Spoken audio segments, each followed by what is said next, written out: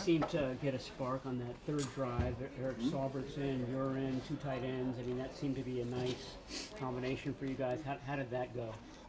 It was a fantastic combination. I've always been preaching that we need more tight ends on the field. Never to take juice off, so I'm a big fan of two tight ends and two running backs with one wide receiver. Don't let BA hear that. But I think, we had a great game plan. We were able to really run outside zone. We were able to get them in looks that were really good for us. It was nice too. Eric played with Houston. He played with Miami. He was coached by my old tight ends coach for a little bit, so he knows what our offense is like. So seeing him out there succeed, that was awesome. I really appreciated him and his work ethic tonight. He did a great job. And then just the way that our whole offensive line and JP ran 147 yards. That's not bad for your first career start in the NFL. So happy for him, and hopefully we can just keep rolling on that train. What does Mason add to this offense? He seems a lot different than Christian. Very different. I told Chris, I was like, the only good thing that came out of him not playing is that our playbook shrinks just a little bit, which I'm always a fan of, the shrinking playbook. Now, Kyle can make all these awesome plays, and the cool thing about Christian is you can do all these things that no one else in the world can do. But we really just ran the most simple outside zone all day, whether it's a weak side run at Trent or Colton, or you had two tight ends in there and just run an outside zone, and it worked really, really well. And I was happy for that. And what JP also does, he's just such a downhill runner, and he's a dense dude. Sturdy, that'd be a good word for it. Dense, sturdy guy, and he just runs downhill very physically. You guys saw that in the first preseason game versus Tennessee.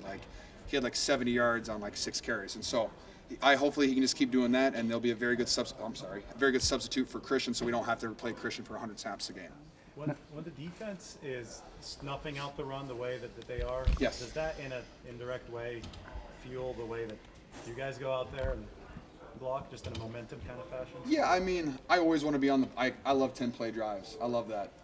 When you have a couple of those in a row and the defense keeps getting 3 and outs, I get tired.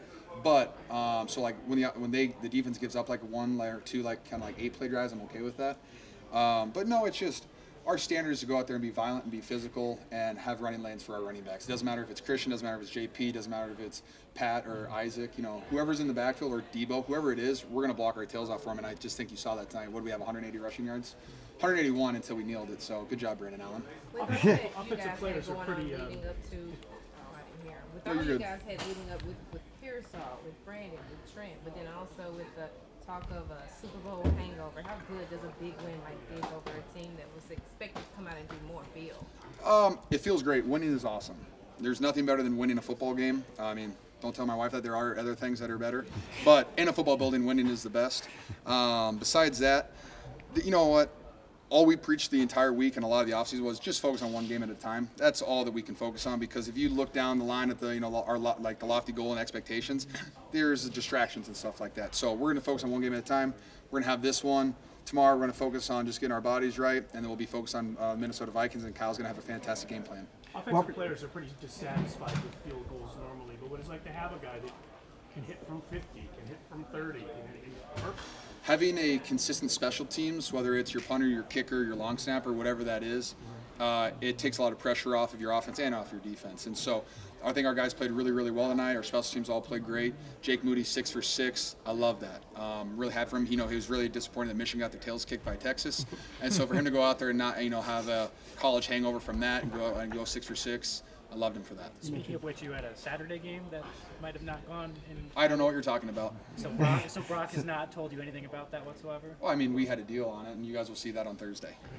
I'm not going to ruin that. Mason, you talked about that first start and how he performed. What can that do for a young guy like himself as he steps forward in the season and with the weeks ahead? You know what? I will not lie. I think JP has had confidence since he stepped in the building, which I love that. It wasn't like a big ego type of thing. He's just confident in his ability to run the football. And, he's learning things every day. But when you're in a room with Christian McCaffrey, Kyle Juszczyk, and the best running backs coach in history, and Bobby T, you learn a lot. You learn what the standard is of being a Niner, and then when you pair that with his confidence and his ability, I think he's just continually going to take steps forward and be a better and better running back every day. Now, with this offense, as you guys look ahead, clearly the Jets, they've been a top 5 defense in the league the last 2 years. You guys put up over 30 points on them tonight. When you look without Christian and with all the off-season stuff going on, when you look at what you guys were able to do tonight, how much confidence or just how much, does that give you guys on how potent this offense can be when it's clicking on all cylinders? you look back at last year, and we were able, we scored a lot of points last year in most games, especially the ones that we won, and we were able to bring back every single offensive starter, and then you throw, a rookie right guard in there in Pooney, who played really well tonight. He's played really well since he got here. It's just nice because you don't have to teach new guys Kyle's offense. Kyle's a very dense playbook, every single week, and it's new every single week, and now everybody in the building knows what that expectation is, right? We all know what that is, and so there's not you're not fitting in new pieces. We all know, and we have rookies, some free agents, stuff like that, but they all know that standards. We don't have a random guy coming in and starting at day one. So we're able to hit the ground running and just kind of go off of what we were doing last year. George, the whole, you did have the long holdout. You did have some stress over that. Was there stress? Yeah. I didn't really experience any of that. Did it seem like a really long summer, a long preseason? No, that was a very short, very quick experience for me. We got done playing in February. I had surgery March 1st, so that was a very quick turnaround for me. Okay, so how much anxiousness was to get this game going, at least to get the season? You know what?